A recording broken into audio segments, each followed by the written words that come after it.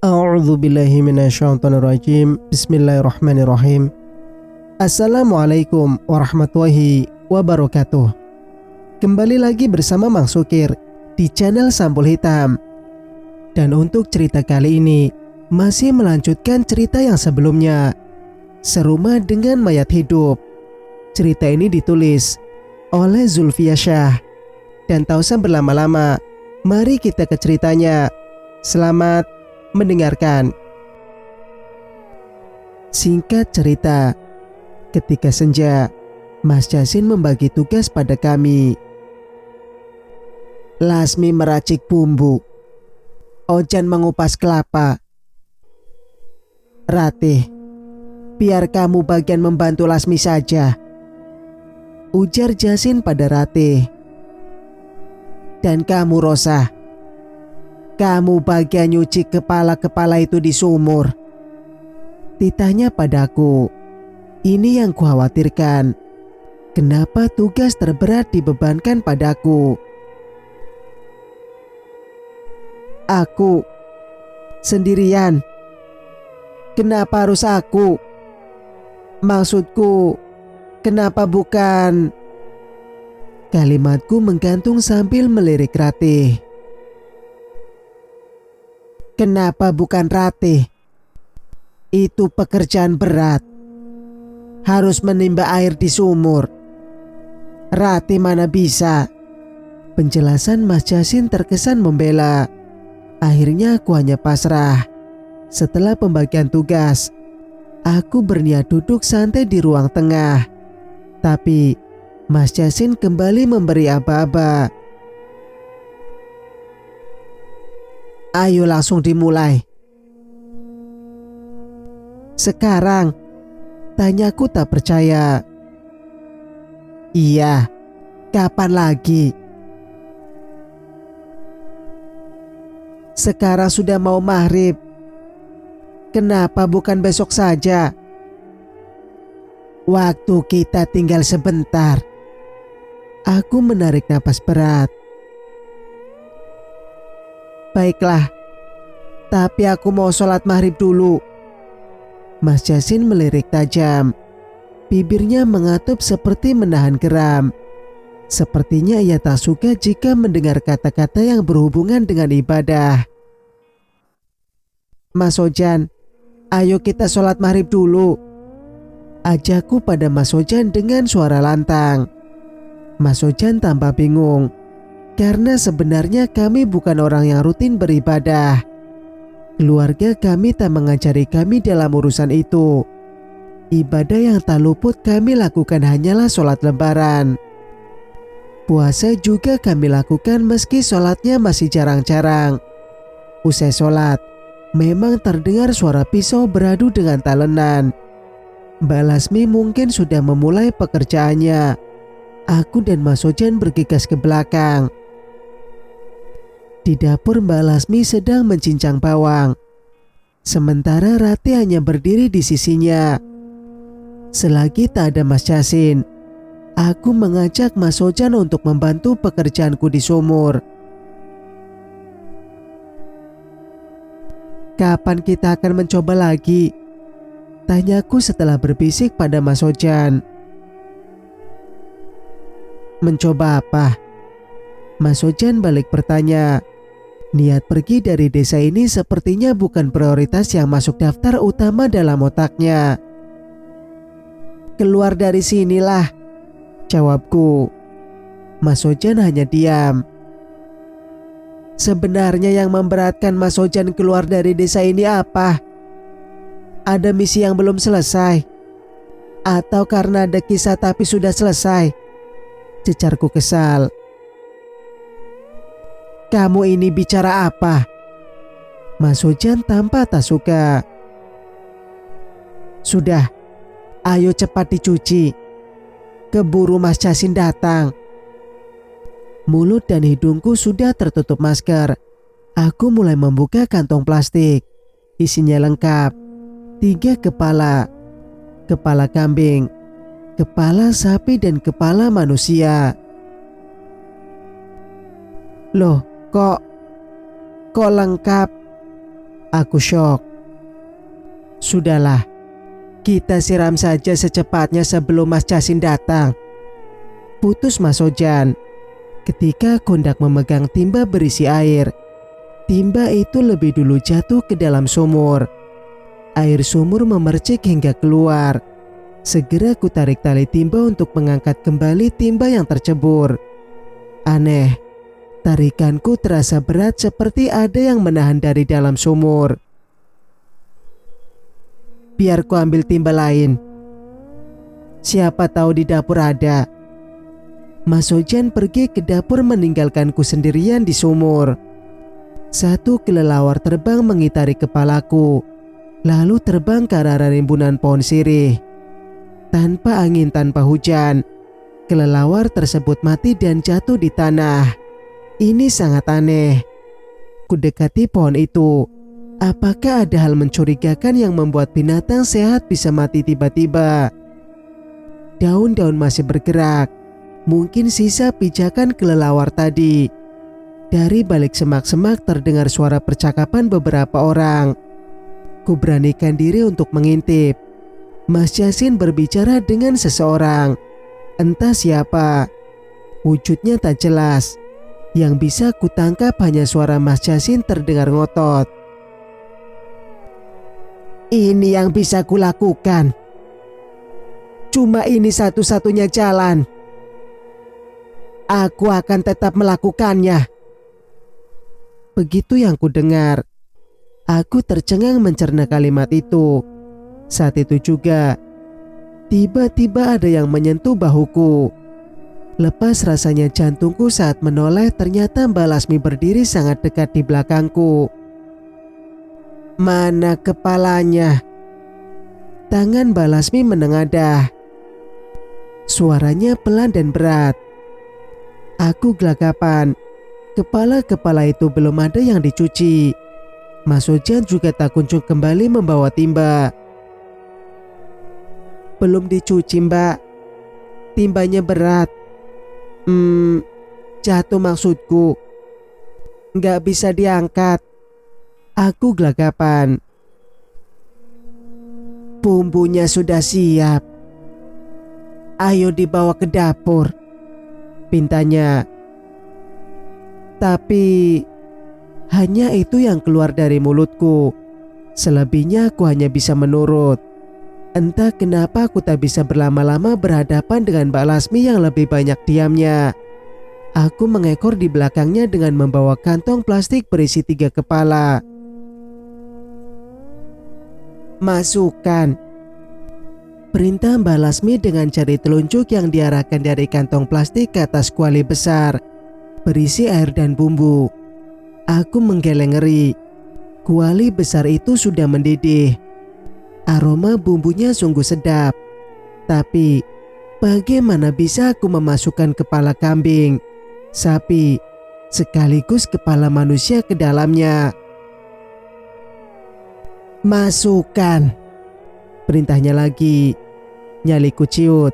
Dengan tangan gemetar, kuangkat kepala kambing terlebih dahulu dan kucemplungkan ke dalam kuali. Darah yang masih menempel di kepala itu akhirnya melebur bersama bumbu dan kuahnya.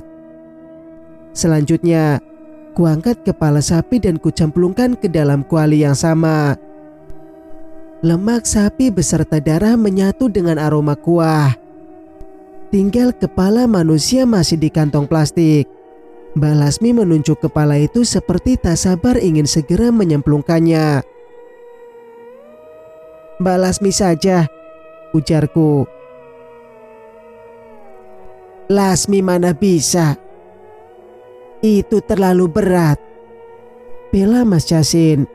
Entah kapan munculnya. Tiba-tiba ia sudah ada di belakangku. Tadi dia menyeretnya dari mobil ke dapur, ucapku. Aneh saja rasanya. Saat mengangkat dari mobil bisa meski dengan cara diseret. Sekarang malah tidak bisa. Masakan sup kepala akan lebih nikmat jika ada sentuhan tangan perawan, balas Mas Jasin. Mas Jasin lupa. Aku sudah gak perawan. Nggak masalah. Masukkan saja. Ayo. Perintah Mas Jasin setengah memaksa. Kukumpulkan keberanian dan kuangkat kepala manusia itu. Lalu kucemplungkan ke kuali seperti yang kulakukan pada kepala sapi dan kepala kambing tadi. Entah karena ketakutan atau halusinasi, mata manusia itu melotot dari dalam kuali. Mulanya berkedip, lalu melotot semakin lebar dan semakin lebar. Dan baru kali ini, kulihat Mbak Lasmi menyeringai sebentar. Tampaknya ia mendapatkan kepuasan dengan yang baru saja dilihatnya. Meski Mbak Lasmi menyeringai, Mas Jasin tersenyum bahagia. Tampak sekali Rona bahagia dari caranya menatap Mbak Lasmi. Mata-mata itu melotot. Lihatlah. Berarti dia perawan. Dia perawan. Kita ndak salah memilihnya. Ucap Mas Jasin pada Mbak Lasmi dengan mata berbinar-binar. Giliran aku yang ketakutan. Rupanya mereka sengaja menjebakku dengan cara ini. Sekarang, aku adalah mangsa termanis yang mereka butuhkan. Kuah di atas kuali mendidih sempurna.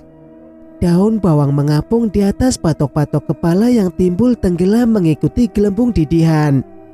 Mataku terus menatap kuali.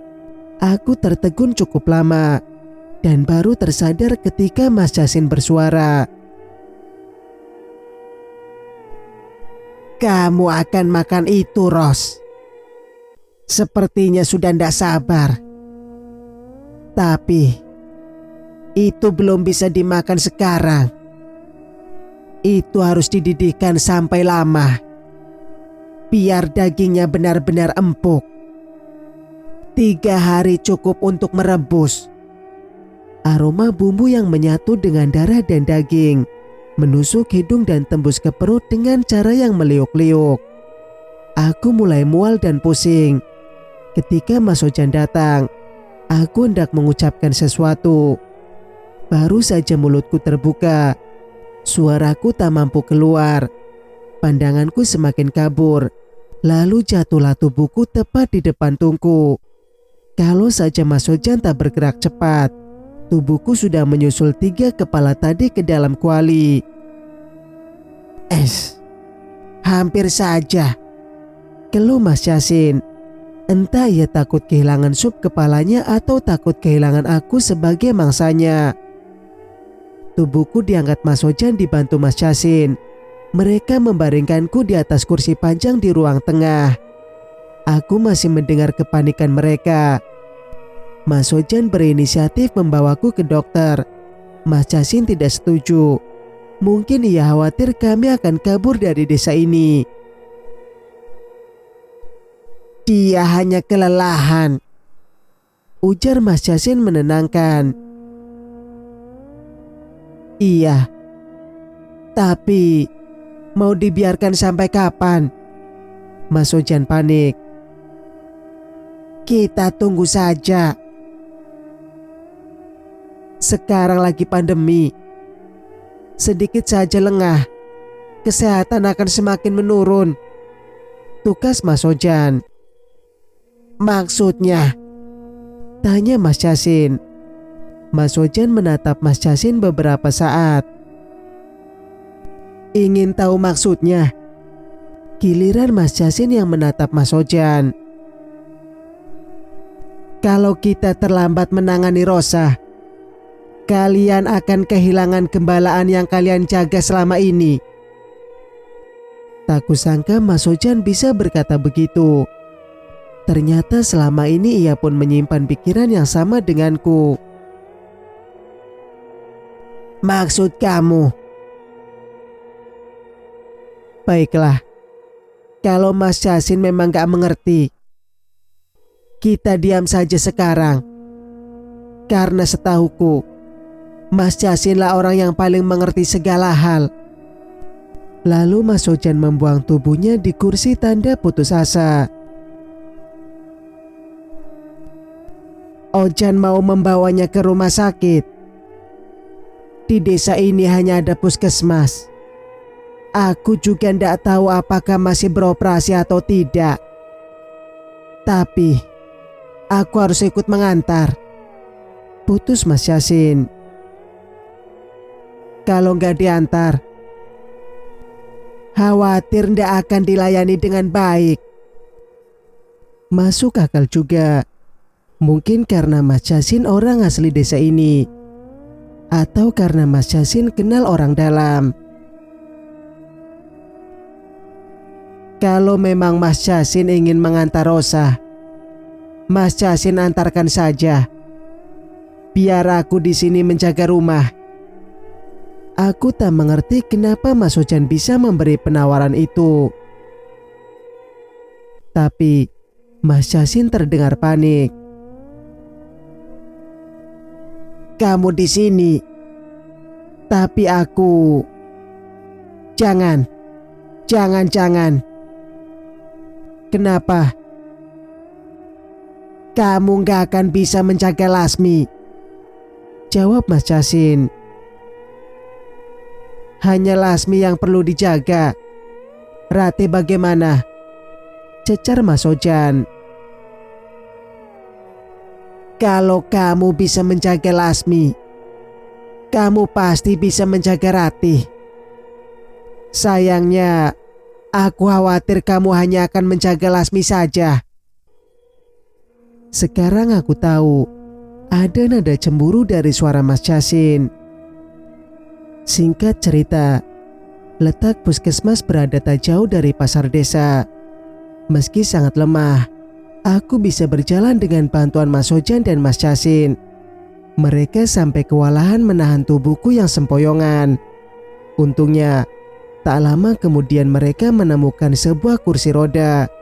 Sementara Mas Yasin dan Mas Ojan mencari dokter, aku dibiarkan menunggu di atas kursi roda sendirian.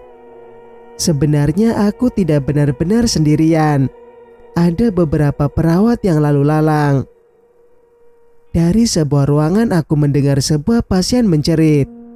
Dugaanku, pasien itu sedang berjuang untuk melahirkan. Atas bantuan para bidan, akhirnya terdengarlah tangisan bayi. Dari kamar sebelahnya terdengar suara pasien terbatuk-batuk. Batuknya parah hampir tanpa jeda. Aku sampai tak tega mendengarnya. Sampai kemudian berganti suara napas naik turun. Awalnya cepat, lalu semakin melambat dan kemudian tak lagi terdengar. Meski berat, aku membuka mata sebentar demi melihat siapa yang mengadu kesakitan sambil didorong. Rasanya ngeri sekali melihat orang yang terlentang di berangkar dorong dengan wajah penuh darah. Keadaan di puskesmas semakin menurunkan sistem imunku. Ada jeritan kesakitan di mana-mana. Teriakan dari sakit yang berbeda-beda seakan saling menyahut. Dari arah barat berteriak, dari arah timur mengadu kesakitan, dari selatan merintih, dari utara menjerit pilu. Aku sampai harus menutup telinga. Belum lagi ditambah derap-derap kaki yang berjalan cepat karena keadaan genting. Sesekali aku mengintip dari mataku yang berat untuk dibuka. Tanpa para tenaga medis menggunakan baju hazmat berwarna putih. Sedangkan para pengunjung menutup mulut dan hidungnya menggunakan masker. Ketika tak kuat, mataku tertutup karena terasa berat. Tak tahan dengan hiruk pikuk kegentingan di puskesmas, aku pun ikut menjerit. Dengan begitu, aku merasa sedikit lega. Namun aneh, suaraku membahana sendirian. Suara-suara yang lain hilang tak terdengar lagi. Bu, kemana pasien yang di kamar itu? Tanyaku pada seorang perawat berseragam hijau toska. Itu, ia menunjuk kamar yang kutunjuk. Kok nggak ada suaranya? Tanyaku heran, mengingat tadi di sanalah teriakan terkeras berasal. Sudah meninggal, jawabnya. Dari atas kursi roda, kuperhatikan bayinya membiru di samping ibunya. Sedangkan ibunya sudah kaku dengan mulut menganga. Jadi, ibu dan bayinya sama-sama meninggal. Yang batuk-batuk di kamar sana kok sudah gak bersuara? Apa dia sudah sembuh? Aku bertanya lagi. Masih di dalam, jawab perawat tadi singkat. Untuk kali ini, aku perlu sedikit mendorong roda kursi untuk bisa melihat ke dalam kamar. Pintunya juga tak ditutup. Seorang pasien lelaki tertindih tabung oksigen telah tak bergerak. Segera aku mundurkan roda kursi untuk menjauh. Sialnya, kursi rodaku menabrak perangkar dorong berisi pasien yang tadi kuduga kecelakaan. Para perawatnya sedang tak ada. Ia sendirian menahan sakit. Kasihan sekali. Karena tak tega, aku mendekat untuk melihat seberapakah para kecelakaan yang menimpanya. Saat aku mendekat, ia seperti sudah berdamai dengan sakitnya. Buktinya, ia mulai bisa tenang dan diam. Sampai kemudian hal ganjil baru kami lihat. Darah yang mengalir sampai menutupi sebagian wajahnya ternyata sudah kering. Tak ada darah basah sedikit pun. Pasien wanita muda itu juga sudah kering dan kaku. Hanya matanya melotot ke atas dan mulutnya terbuka, menempelkan deretan gigi yang dipenuhi darah beku. Bu, kok pasien itu? Seperti membaca kebingunganku, perawat tadi menjawab sambil membelakangiku. Iya, semua meninggal tak terselamatkan. Sakitnya macam-macam. Tapi di samping itu mereka juga terjangkit virus. Makanya tak ada yang selamat. Para tenaga medisnya kemana? Sama. Mereka juga tidak selamat. Lalu ibu sendiri? Ia menoleh dan menampakkan wajah aslinya yang pucat pasi. Ia berbatuk sekali dengan batuk yang amat keras. Setelah itu, tumbanglah tubuhnya. Rasa ngeri mulai menderaku ketika perawat itu roboh ke depan hingga tubuhnya membentur lututku. Liur berbusanya menetes di lantai puskesmas yang beku dan bisu. Baru kurasakan betapa sunyinya puskesmas ini. Tak ada kehidupan seperti saat tadi aku masuk. Tinggallah berkas-berkas puskesmas bertebaran di bawah angin. Masker medis berceceran di mana-mana. Botol-botol hand sanitizer sesekali bergelinding di terpa angin. Sebagian berangkar dorong berisi pasien yang sudah membeku. Kursi ruang tunggu juga terisi beberapa pasien. Mereka juga tak bernyawa dalam keadaan bersandar ke kursi. Ada yang tersungkur di bawah kursi. Di meja resepsionis ada petugas yang kehilangan nyawa saat memegang kertas dan pulpen. Segera aku bangkit dari kursi roda agar bisa berlari lebih cepat. Seingatku di pintu masuk tadi ada satpam. Siapa tahu sekarang masih ada. Dan aku bisa menanyakan keberadaan Mas Yasin dan Mas Ojan. Pak, permisi. Aku langsung menyapa saat kulihat satpam tadi masih berdiri di pintu masuk. Pak, maaf, numpang tanya. Lanjutku karena Pak Satpam itu tak kunjung merespon. Bapak lihat saudara saya. 2 laki-laki, masih muda. Kami tadi datang bersama-sama. Tapi mereka tiba-tiba menghilang. Apa Bapak melihat kemana mereka? Tanyaku tergesa-gesa. Satpam itu menunjuk ke arah belakang puskesmas. Tangannya menunjuk ke belakang. Matanya tetap menatap ke depan. Aneh, dari sini saja sudah terlihat. Bagian belakang puskesmas itu sangat gelap. Satu-satunya penerangan yang memberi pantulan ke belakang hanyalah lampu di pintu masuk.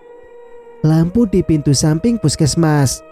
Itu pun sudah berkedip-kedip siap mati. Di belakang itu tempat apa, Pak?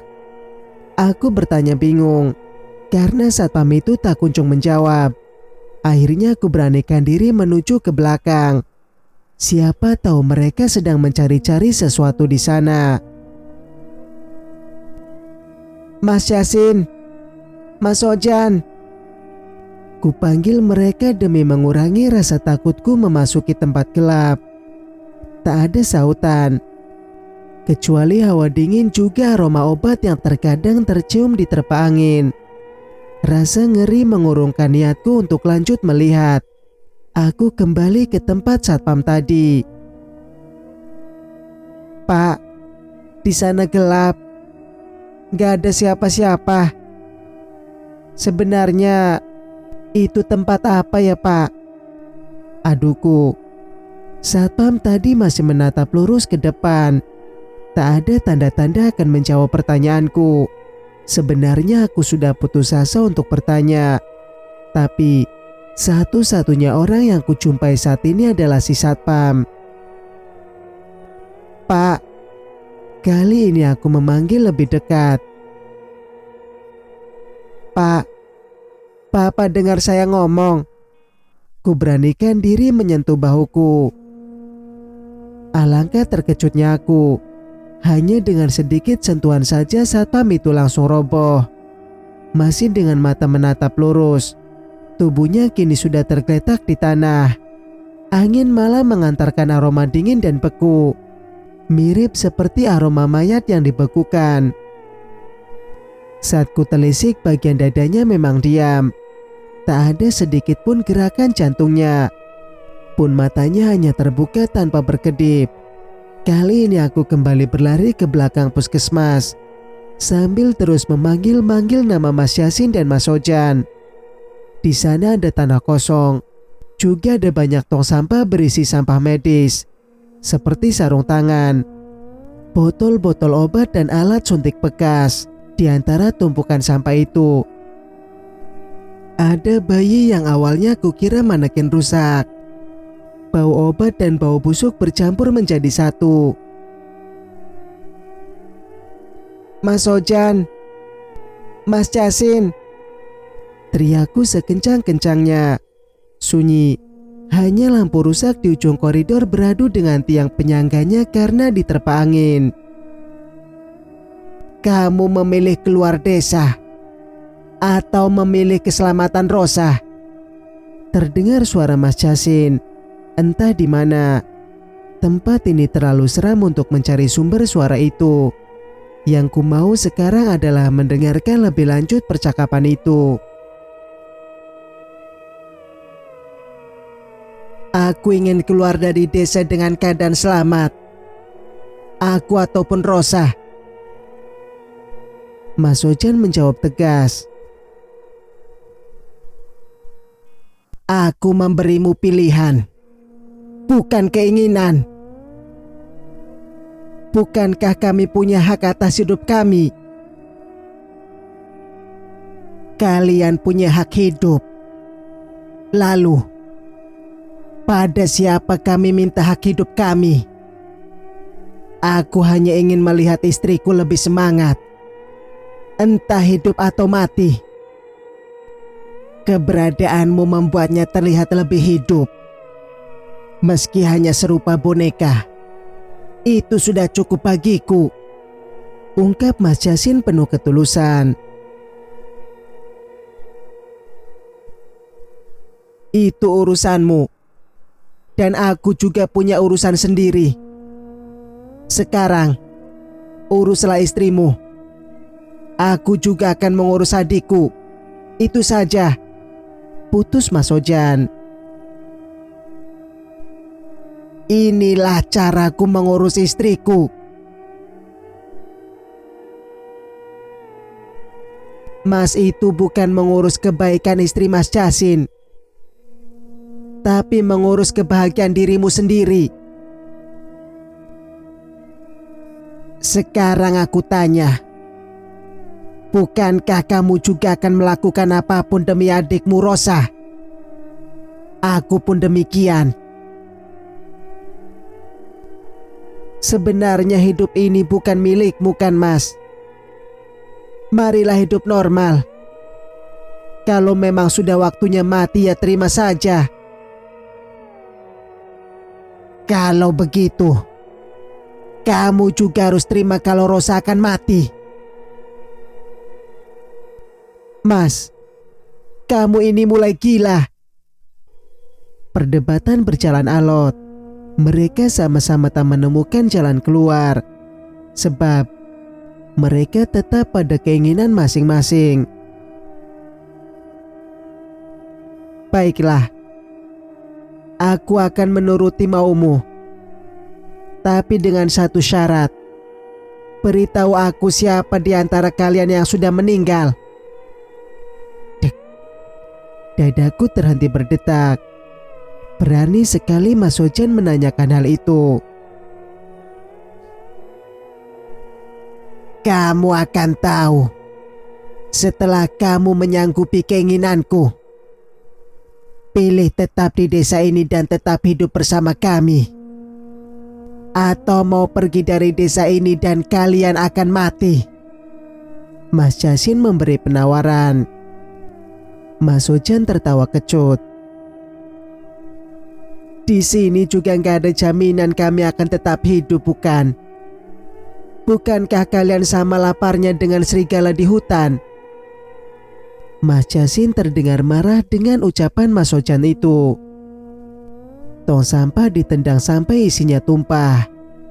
Dari itulah aku tahu mereka berada di antara jajaran tong sampah medis. Takut terjadi sesuatu yang lebih menakutkan. Aku berteriak sekencang-kencangnya. Bayi! Teriakku sambil menunjuk jasad bayi di antara tumpukan sampah. Bukankah dia bayi mayat? Anaknya Mas Jasin, ucapku. Mas Jasin panik melihat bayi yang kutunjuk. Sembarangan saja kamu bilang itu anakku. Anakku ada di rumah, bentak Mas Jasin kesal. Tapi aku melihat dia seperti anakmu. Siapa tahu terjadi sesuatu dengan anakmu di rumah. Aku mengarang. Mas Jasin tambah khawatir. Ia mengajak kami kembali pulang. Kami tetap harus ikut. Kabur dari desa untuk saat ini belum memungkinkan. Keadaan tubuhku masih lemah. Suasana desa makin mencekam. Juga aku khawatir Mas Jasin akan bertindak lebih nekat jika kami tetap keluar tanpa taktik yang lebih cantik. Di dalam mobil tubuhku kembali lunglai. Pikiranku bekerja keras. Tenagaku juga sudah terkuras. Dalam keadaan seperti ini, hanya keajaiban yang kuharap. Sekarang kamu tahu, pendapatku tidak salah. Kenyataannya, puskesmasnya sepi begitu toh. Mas Jasin mulai membahas. Mas Sojan hanya diam. Kali ini ia pun mengakui kebenaran Mas Jasin. Makanya, lain kali kalau dikasih pendapat yombok nurut. Mas Sojan baru membuka suara ketika mobil berhenti di depan rumah Pak D. Mumpung belum masuk rumah, aku mau minta pendapat Mas Jasin sekarang. Bagaimana nasib Rosa sekarang? Dia butuh penanganan. Dia sakit. Kalau dibiarkan takut terjadi hal yang gak diinginkan. Kemana harus kubawa dia? Mas Sojan bertanya penuh penekanan. Seperti mengembalikan ucapan Mas Jasin tadi. Mas Jasin terdiam lama. Ia menyarankan agar aku dibawa masuk dulu. Baru dipikirkan lagi nanti. Mungkin ia tak tenang sebelum piaraannya masuk kandang. Mas Sojan pun menurut. Aku dipapa memasuki rumah. Beritahu aku di mana rumah Pak Kades. Aku akan meminta bantuannya untuk... Belum selesai Mas Sojan berucap, Mas Jasin langsung memotong. Pak Kades sudah meninggal 1 minggu lalu. Sabar sebentar. Aku akan memanggil Mak Tasimah. Siapa itu? Dukun beranak. Mas, Rosa sakit, bukan mau melahirkan. Mas Sojan terdengar prihatin. Dia dukun hebat, bisa menangani segala macam penyakit. Seperti halnya aku, Mas Sojan hanya bisa pasrah ketika Mas Jasin beranjak keluar rumah untuk menjemput Mak Tasimah. Sekitar 1 jam kemudian, pintu rumah dibuka. Mas Jasin masuk membawa seseorang yang belum kuketahui jenis kelaminnya. Tubuhnya ditutupi jubah hitam dengan tudung kepala, mirip seperti yang dipakai pengunjung di pasar setan. Bukannya sembuh, tubuhku semakin menggigil melihat dukun yang dibawa Mas Jasin. Ini Mak Tasimah. Mak Tasimah masih di ambang pintu, jalannya pelan. Di tangannya memegang tongkat kayu. Bunyi tongkatnya saat menyentuh lantai rumah membuatku merasa tongkat itu ditekan di dadaku. Aroma kemenyan beradu dengan aroma baju apek. Ketika sampai di depanku, barulah Mak Tasimah membuka tudung kepalanya. Astagfirullah. Desisku lirih melihat wajahnya. Mas Sojan menyikutku, pertanda aku harus menahan diri. Yang lain tunggu di luar, biar yang sakit ini aku obati. Suara Mak Tasimah begitu berat dan serak.